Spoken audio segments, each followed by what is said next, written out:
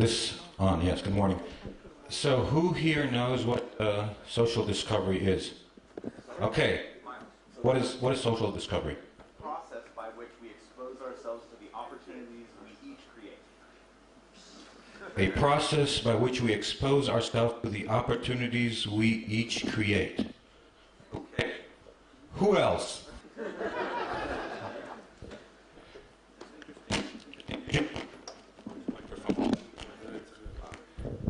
Usually if I ask 10 people, I get 12 different definitions. But that's a good one. That's a good one. I'll tell you what I mean by social discovery. So, over the past decade, we've seen many things go social. Social is a great word to use, especially if you have a startup. Make sure you have the word social in it, help your evaluation. But everybody's looking for ways to connect. Connect for business reasons, connect for all kinds of reasons. We're social creatures, so we're trying to connect. But one problem, no one's really attacked directly, and no one's really solved, and that is how to facilitate an online way to help people simply meet. There's ways to communicate with people I know. Like, I use Facebook for that. I see what my friends do, what my family does, what my kids do. There's ways to do business relationship, whether it's LinkedIn or other companies or other solutions. But there's really nothing out there if all I want to do is meet someone new. And there's a variety of use cases for that, and I'll talk about that. But generally, this is what the company that I'm part of, called Badoo, is trying to do. We want to be the online place that will allow for the quickest, best, most efficient way for people to meet other people. And meet, that's in the offline world, in the real world, not to chat online and those 1,000 solutions. Well, for a variety of reasons. And I'll talk about the various use cases, but generally, that's what we want to do. Do people here know what the 3 reasons to have a startup are? Anyone? The 3 reasons for a startup? Okay. So I've been taught that a startup can either get you paid, can get you made, or can get you laid. So we're trying to combine the 3 into one company. So that's kind of what we're trying to do at Badoo. We have our founder, Andre, who is a serial entrepreneur, and this is his 5th company after 4 very successful exits, all previously in Russia. This one is a global play. So I'll tell you just a little bit about Badoo, just so you understand, and then I'll go back to try and figure out what is social discovery within that world. So, Badoo was founded about 4 years ago, and we're now at about, any day now, maybe today, we're going to pass 130 million users worldwide. We are specifically strong in Western Europe, Southern Europe for some reason. So Spain, Italy, France, we're huge. Israel. What about Israel? We actually have Badoo in 35 languages, including Hebrew. But what we don't do or haven't done today, we haven't done any marketing ever, anywhere. So it either happens or it doesn't. So Israel, we have Hebrew for maybe a couple months now. We probably have 50,000 users, something like that, but we don't know.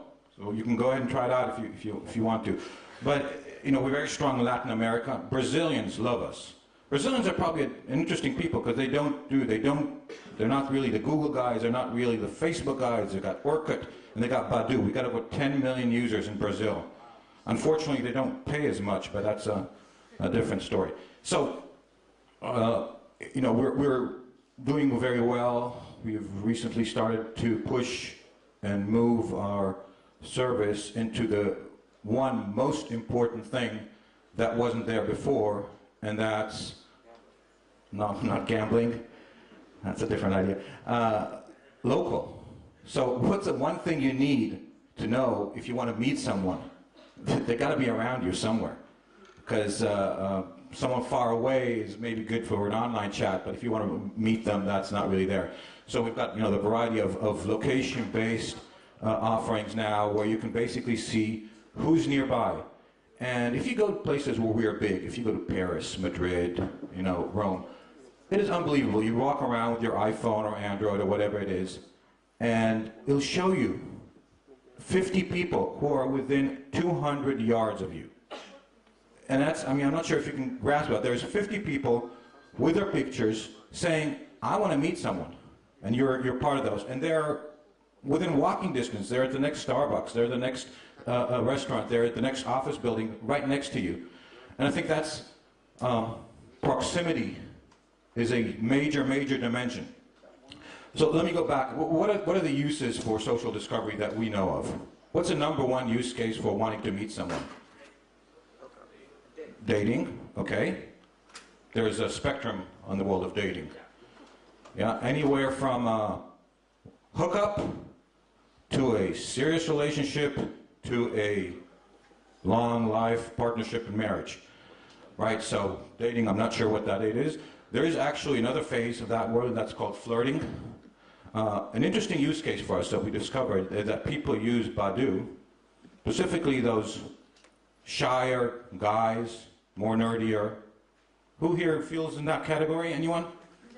All right, who don't really know how to go out to a bar or to a club and to hit on a girl. So an interesting use case is people use Badoo to practice, learn how to talk to a girl, okay? And this is very interesting to see how it changes from different cultures.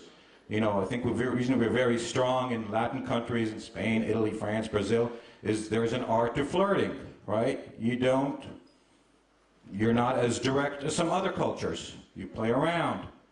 And it's that use case is by far the number one. I believe that probably 80 to 90% of what's currently done on Badoo is people want to meet for dating reasons. What's the number two reason? Get a job. Get a job is probably a good reason, but not so much on Badoo. Get laid? Well, I started with that. I know. I've gotten laid, now what? Again. You figured out our business model. Yeah. No, actually, the number two, for whatever reason, use case is someone, I'm in a new city, I want someone to show me around. I'm in Tel Aviv now for 3 days. Some of you have traveled, you're here. You want someone to show you around the place. And yes, you can hire a tour guide, pay $1,000, they'll drive you around, or you can go online and say, I'm in Tel Aviv, can someone show me around? And 12 people will say, yeah, I'll show you around, let's meet this place, that place, and we'll walk around. Real use case. Another use case for wanting to meet people is, sorry? 3 times, Jeff. Well, you're a stud. Sport partners. Okay. What do? You want someone to play tennis with. And I can go to hang around at the tennis court. Maybe I'll find someone, maybe not. But I can use that to find a partner. Chess, very popular. I'm going to be at Central Park today. I'm looking for someone to hang out and play chess. After we spoke, I know your level. I know you're not Kasparov. I know you're part of my level. We can play chess. So there's many, many similar reasons of why people would want to meet. We're trying to enhance that. For example, you come to a conference like this. I know there's a solution. Many have the solution of I want to talk to someone. So you go on the website for the conference. This is a list of people. Oh yeah, of course I want to speak to David Lowy from Google, because he needs to buy my company. So I want to speak with him. That's not what we're about. Okay, one of my goals when I go to conferences, I want to leave the conference having met 2 people.